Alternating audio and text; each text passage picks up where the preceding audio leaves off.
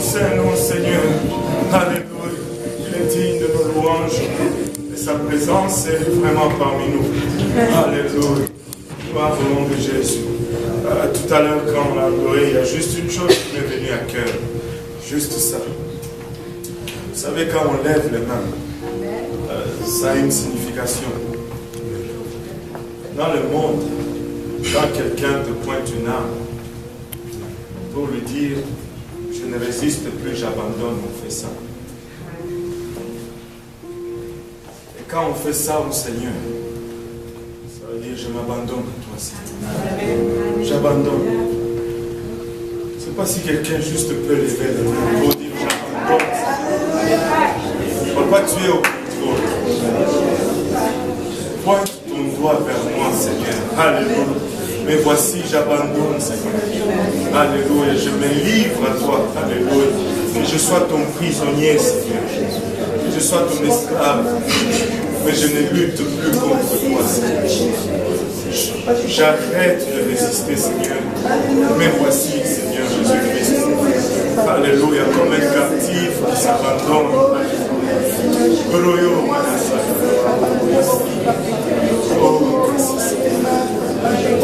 Merci Seigneur Jésus. Merci Seigneur Jésus.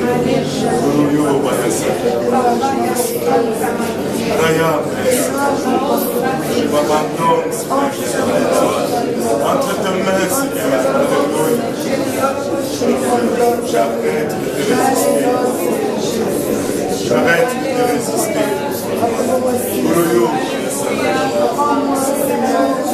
Gloire à toi, Seigneur.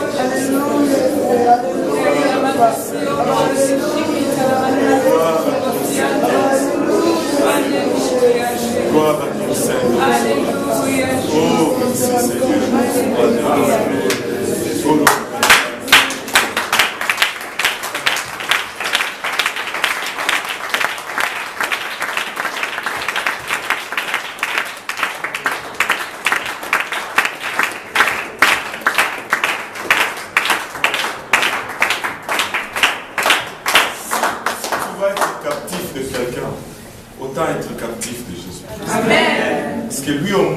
Il prend soin de ses prisonniers. Paul dit, une fois j'étais esclave du péché, maintenant je suis esclave de la justice. Au fond, nous sommes créés pour être des esclaves. Le seul choix que nous avons, c'est le choix du maître. C'est le choix du maître. Alléluia. En tout cas, nous avons choisi d'être esclaves de Jésus-Christ. Alléluia. Et avec joie, nous le savons. Alléluia. Le Seigneur est bon. Alléluia. Vous pouvez vous asseoir. Juste une petite histoire brève. Je voulais passer. Avant d'entrer dans la sujet. C'était cet homme qui se promenait avec sa femme. C'était au soir, vers 18h, 18h30. Il commençait à faire un peu sombre. Puis là, un bandit, un tueur en série, tombe sur eux. Il pointe son arme. Et évidemment, ils font tout ça. Et puis là, il se dit, je suis celui qui a tué tel. Maintenant, vous êtes fini. Il se tourne vers la femme. Il dit, mais moi, j'enregistre toujours le nom de tout ce que je tue. Il dit, c'est quoi ton nom? Et la femme qui tremblait dit, ah, je m'appelle Elisabeth. Et là, le tueur a fait, ah, mais, tu as de la chance. Elisabeth, c'est le nom de ma mère. Je vais t'épargner la vie. Ah, il va-t'en. Ah, il part. Et là, il se tourne vers son mari. Il dit, c'est quoi ton nom? Son mari dit, je m'appelle Georges. Mais mes amis m'appellent Elisabeth.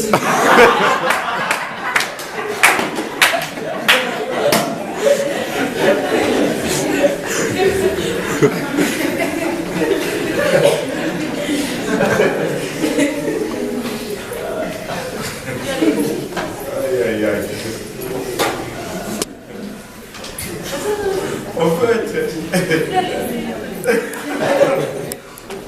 l'histoire s'arrête là. Gloire au nom de Jésus. Content d'être là avec tout le monde.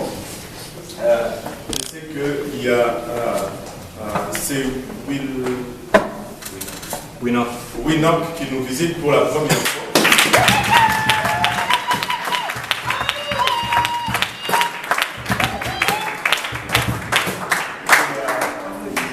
Il y a aussi Normand qui nous visite pour la première fois.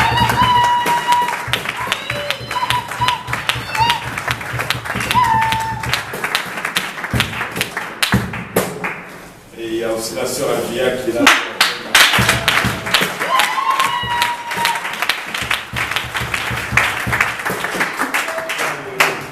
Gloire au nom de Jésus-Christ. Le Seigneur est bon, n'est-ce pas? Il est un Dieu merveilleux. Et le Seigneur est en train de faire des choses extraordinaires parmi nous. Je ne sais pas pour vous, mais la meilleure chose qui est arrivée dans ma vie, c'est vraiment reconnaître Jésus-Christ. Et je pense que ce n'est pas différent pour chacun de nous ici présents. Il est venu dans notre vie, il a complètement bouleversé nos vies. Et quand tu rencontres Jésus-Christ, tu changes. Amen. Tu ne peux pas rencontrer Jésus-Christ et ne pas changer. C'est l'agent de changement le plus puissant que l'humanité ait jamais connu. Et il est vraiment le maître du temps et le maître de ses choses. Et je lui rends grâce de tout ce qu'il est en train de faire parmi nous. Bien que nous ne méritons pas, mais il nous fait grâce et il nous donne direction, onction, sagesse et provision. Et c'est extraordinaire. Aujourd'hui, la sœur Agnès a eu un accident terrible et sa voiture est perte totale. J'étais là, j'ai vu les deux voitures et je rends grâce à Dieu du fait qu'elle est là. Vous savez,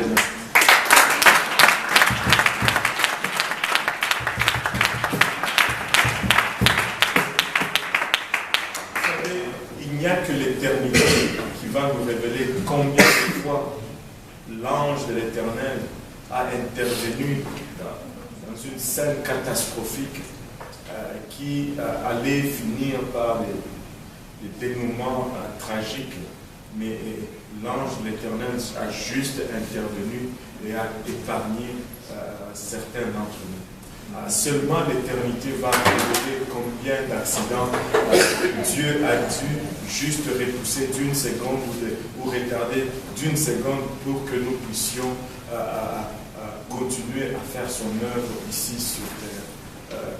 Il y aura des grandes surprises dans l'éternité. Soyons du bon côté pour nous réjouir avec ces surprises.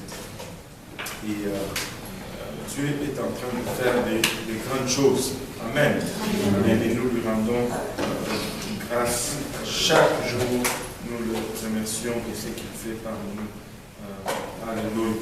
Donc, on va recommencer encore à prier pour une autre voiture. Amen. Vous pensez que le dossier était clos? Il faut revenir. Alléluia. Mais le Seigneur est bon quand même. Et en tout temps, nous devons lui rendre grâce. Et nous devons le glorifier en toutes choses. Telle est sa volonté pour nous, telle que nous avons vu hier dans le service. Maintenant, nous avions commencé à parler de Jésus-Christ. Nous avions parlé un peu de sa venue qui était annoncée et du fait que, au fond de l'impossibilité que toutes ces prophéties s'accomplissent en une personne. Nous avons parlé des probabilités, nous avons largement élaboré là-dessus. Ça relève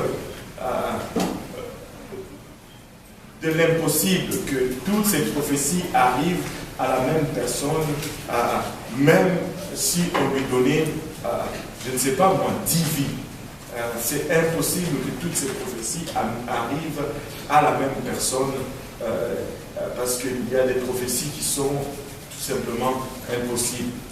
Né d'une vierge, on a tout de suite remarqué l'impossibilité de cela parmi nous tous ici. Et ce n'est pas faisable.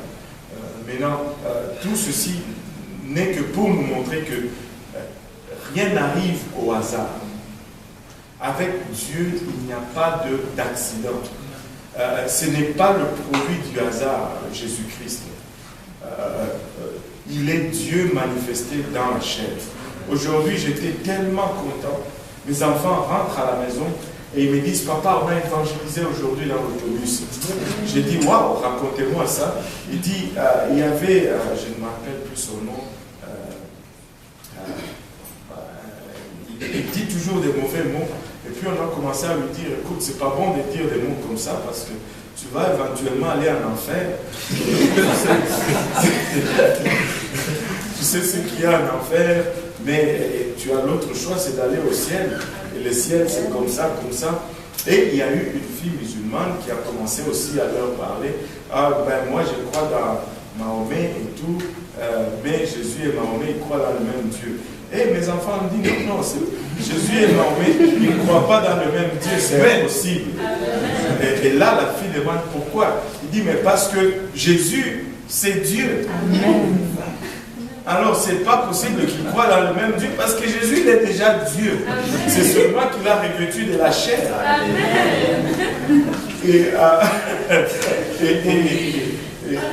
Et là, ils me disent, elle a commencé à parler, et on lui a dit, de toute façon, tu ne peux pas nous convaincre, nous savons déjà.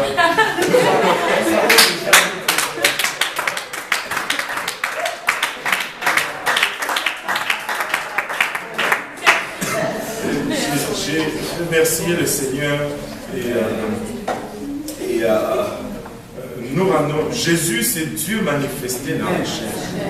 Jésus n'est. Alléluia. C'est lui. Si un enfant peut le comprendre, nous pouvons le comprendre aussi. C'est lui. Au fond, on va avancer, on va tourner la page, on va voir un peu, on va parler brièvement des miracles que Jésus a accomplis. Jésus est né de la Vierge, on a vu tous les aspects miraculeux, les lieux où il devait naître étaient prophétisés, toutes les choses qui lui sont arrivées, des choses que lui, il a fait de son libre choix et des choses que les autres ont agi sur lui.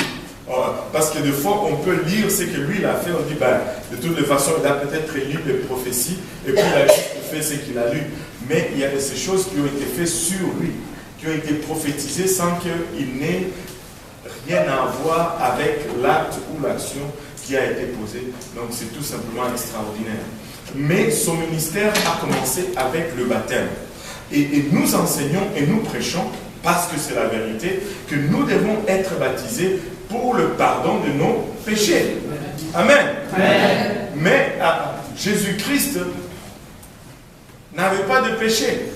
On est aussi d'accord là-dessus. Mais pourtant, il a été baptisé. Qu'est-ce qui se passe maintenant avec son baptême? Pourquoi serait-il baptisé s'il n'a pas de péché à laver?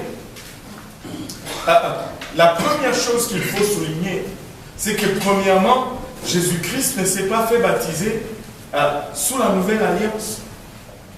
Il était encore sous l'ancienne alliance. Et le pardon des péchés dans l'ancienne alliance n'était pas accordé par le baptême d'eau. Il a fait le baptême des gens, qui était une baptême pour la repentance. Mais s'il y a une chose sur laquelle nous n'avons pas beaucoup d'informations, c'est vraiment le baptême des gens. On ne sait pas qu'est-ce qu'il prononçait. On sait tout simplement qu'il baptisait les gens pour la repentance. Or, nous sommes baptisés pour le pardon de nos péchés. Amen. Et ça, c'est une chose. Quand il va vers Jean pour se faire baptiser, Jean dit non, moi je ne peux pas te baptiser. Très souvent, c'est le supérieur qui baptise l'inférieur. Il dit, moi je ne peux pas te baptiser, tu es supérieur à moi. Et Jésus lui dit, nous devons faire maintenant afin que toute justice soit accomplie. Il a été baptisé pour obéir à ce qui est souscrit sous la loi. comme souverain sacrificateur, il devait être lavé. Comme souverain sacrificateur, avant de commencer son office, il devrait être lavé. Moïse a lavé Aaron. Je ne sais pas si vous vous souvenez. Amen. Amen. Ouais, c'est ça. Et comme souverain sacrificateur, c'est pas que Aaron ne pouvait pas prendre son bain, mais c'était juste, l'accomplissement de la loi. Et comme souverain sacrificateur, et Jésus est souverain sacrificateur selon l'ordre de Melchisédek, il devait être baptisé, il devait être lavé pour accomplir toute justice. Une autre raison pourquoi je dis Jésus s'est fait baptiser, il s'est fait baptiser pour nous donner aussi un exemple. Il y en a qui rejettent et refusent catégoriquement le baptême d'eau aujourd'hui. Écoute, si Jésus lui-même est passé par les eaux, qui suis-je moi pour refuser le baptême d'eau? C'est trop de prétention là-dessus. Et après cela, non seulement il s'est fait baptiser, mais c'est lui qui a institué le baptême. C'est Jésus qui a dit, celui qui croit et qui se fait baptiser sera sauvé. C'est Jésus qui a dit, si tu n'es pas né d'eau et d'esprit, tu ne peux rentrer dans le royaume des cieux. Et toutes ces choses ont été instituées par Jésus-Christ, ont été suivies par les apôtres. Et la première église a appliqué ça. Et si tu étudies l'histoire de la première église, tu n'étais même pas appelé chrétien. Si tu n'étais pas passé sous si tu n'avais pas appliqué toutes ces ordonnances, on ne t'appelait pas chrétien avant ton baptême. Mais aujourd'hui, on est chrétien juste parce qu'on dit qu'on l'est. Et la chrétienté, c'est la seule chose qu'on peut acquérir juste par déclaration verbale. Pour rentrer dans l'armée canadienne, tu dois suivre un programme, tu dois remplir certaines conditions. Pour suivre un cours à l'université, tu dois remplir certaines conditions. Pour faire n'importe quel, pour faire partir de presque tous les groupes, tu dois remplir certaines conditions, sauf les chrétiens. Sauf chrétiens. Waouh, extraordinaire. Maintenant, Jésus s'est fait baptiser et lors de son baptême, j'ai aimé ce que le frère Robinson a donné comme illustration hier soir. Je ne sais pas si vous avez été là. Et il a parlé de cette scène du baptême et de la voix qui venait du ciel et de la colombe. Et très souvent, on va illustrer cela comme étant la preuve de la Trinité. Rien à voir. Il n'y a pas de Trinité là. Il n'y a pas de trois personnes là dans cette scène. Cette scène est arrivée pas pour montrer qu'il y a trois personnes à Dieu, mais c'est arrivé parce que Jean avait besoin de savoir. Jean, plus tard, quand on le questionne, il dit, moi, je ne sais pas, c'est lui qui m'a envoyé, m'a dit que c'est lui sur qui tu vas voir l'Esprit descendre, c'est celui-là. C'était un signe pour Jean, pas un signe pour confirmer une doctrine de la Trinité. Et il dit, écoutez, si on réduit, si on accepte la divinité de Jésus-Christ et qu'on réduit cette divinité seulement dans les corps de Jésus, il vient de perdre son omniprésence. Dieu est en tout le temps omniprésent. Ce n'est pas compliqué pour Dieu d'être en Jésus-Christ avec sa plénitude et d'être en même temps sur son trône. Dieu est esprit. Ce n'est pas une chose impossible pour Dieu. Et quand la voix sort du ciel, et qu'est-ce qu'elle dit au fait cette voix? Matthieu. Amen. Amen.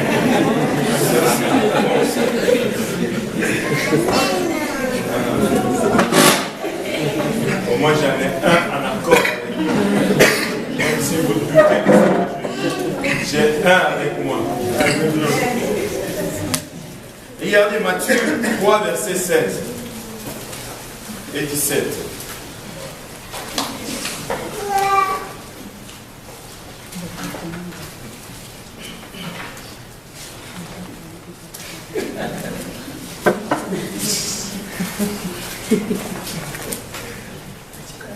Quelqu'un peut lire la sœur Solange n'a pas encore sa Bible. Et quand Jésus était baptisé, il sortit aussitôt de l'eau, et à l'instant les cieux s'ouvrirent à lui, et il vit l'Esprit de Dieu descendant comme une colombe et venant sur lui. Et voici une voix des cieux qui dit, celui-ci est mon fils bien-aimé en qui je prie. Voilà, il dit dès que Jésus eut été baptisé, il sortit de l'eau et voici les cieux s'ouvrirent et il vit l'Esprit de Dieu. Et tout le monde dit l'Esprit de Dieu. L'Esprit de Dieu, la Bible nous dit qu'il y a combien d'esprits de Dieu? Comment?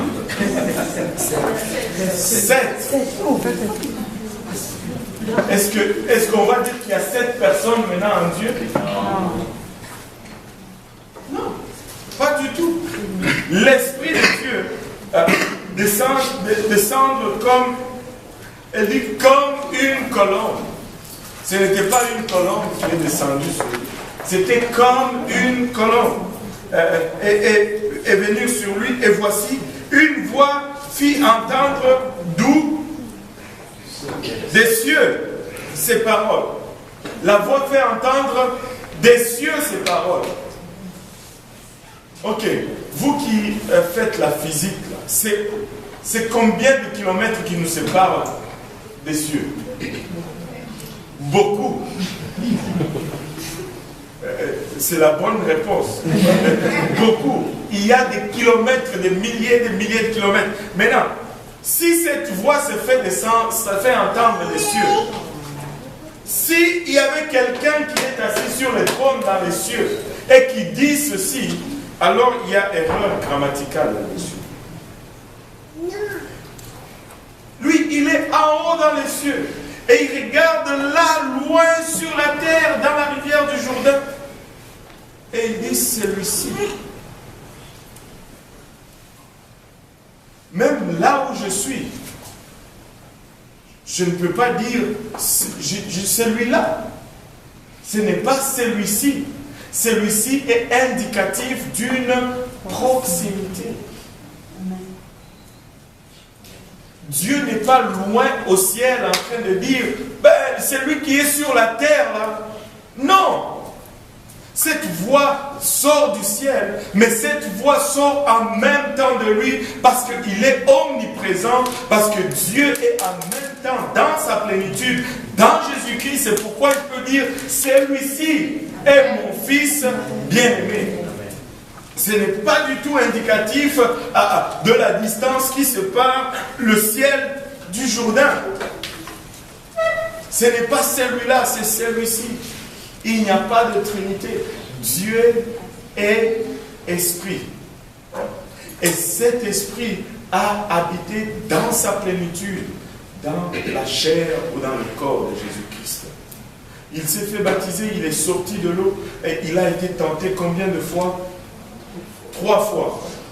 Si nous faisons marche arrière, je vais faire marche arrière un peu pour le besoin de ceux qui n'ont pas été là à la première leçon. Si nous allons dans Genèse chapitre 3, rapidement Genèse chapitre 3, verset 6.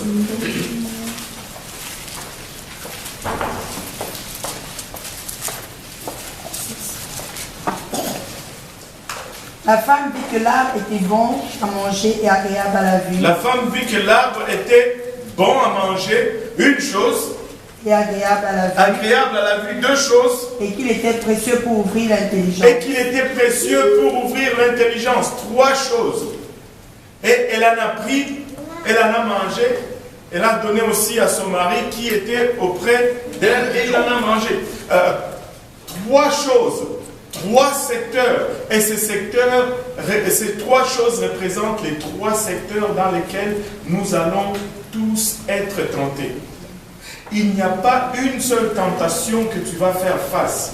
qui va venir hors de ces trois secteurs. Bon à manger a rapport avec la convoitise de la chair. Agréable à la vue, c'est la convoitise des yeux. Et précieux pour ouvrir l'intelligence, c'est l'orgueil de la vie.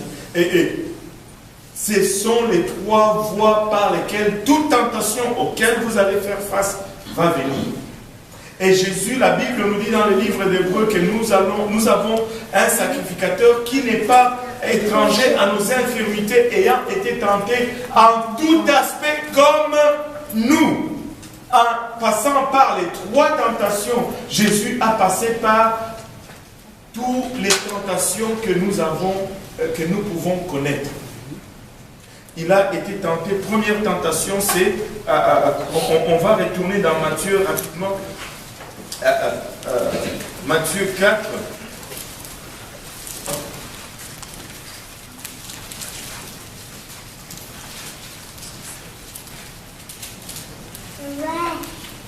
À partir du verset 1, première tentation, jusqu'au verset 4. 1 à 4. Alors Jésus fut amené par l'Esprit dans le désert pour être tenté par le diable. Après avoir jeûné 40 jours et 40 nuits, il eut faim. Le tentateur, s'étant approché, lui dit, « Si tu es le Fils de Dieu, ordonne que ces pierres deviennent des pains. » Jésus répondit, « Il est écrit, l'homme ne vivra pas de pain seulement, mais de toute parole qui sort de la bouche de Dieu. » Waouh! La première tentation, convoitise de la chair. La chair a des besoins. Et les besoins ne sont pas des péchés. Au fond, les besoins, c'est Dieu qui les a placés dans nos corps. On fera une étude sur la sanctification et on va voir tous ces différents besoins et pourquoi Dieu les a placés dans nos corps. Et si nous approchons les besoins dans le cadre que Dieu a défini pour nous de les satisfaire, au fond, nous sommes bénis et nous devenons des hommes meilleurs. Le besoin n'est pas un problème, mais c'est le cadre de satisfaction de ce besoin-là qui devient un problème. Écoutez, manger, ce n'est pas un péché. La faim,